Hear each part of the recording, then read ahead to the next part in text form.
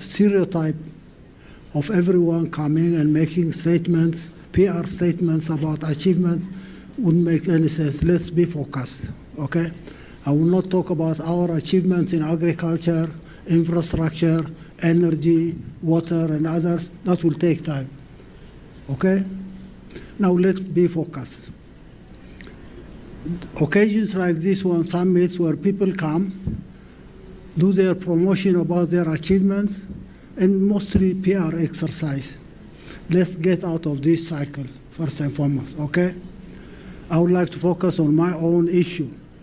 Now people are talking about the resources of the continent, 60% of this endowment, 20% of this endowment. I mean, why can't you mobilize your own resources rather than extend your hands for handouts and charity? Is there a way of mobilizing these resources in the continent? How do you mobilize these resources? Can you mobilize the resources of Niger that are going to Europe, uranium and what have you? What about the mineral resources of this continent? Are you mobilizing these resources for the development of the continent, for climate change? What are these resources?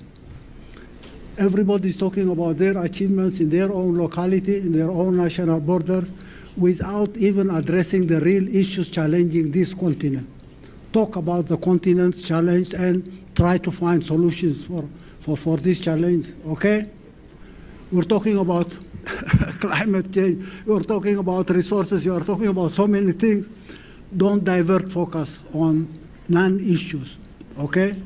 Now, do your homework, come up with a definition of your goals and objectives, strategize, go for detailed plans, and then come to mobilize resources so that you implement your programs.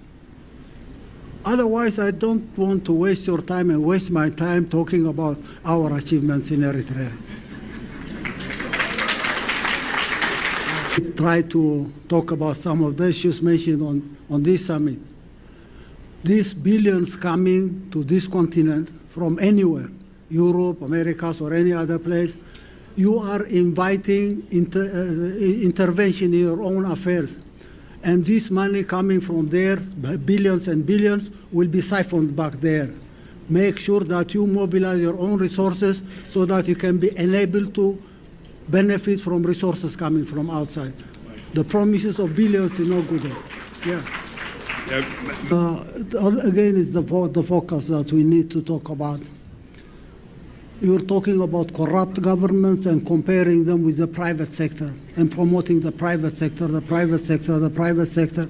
You put in place accountable governments, non-corrupt government that will use national resources for the development of the majority. This is not a matter of polarizing the private sector and the public sector. These classical arguments about the private sector, the public sector, that makes sense at all.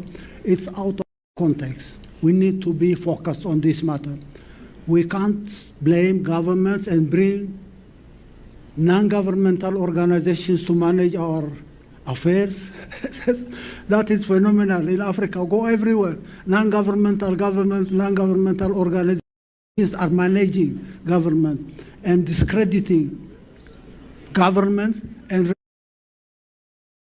replacing them with what they call private sector. Can you imagine this makes sense to anyone? Now talk about serious things, okay?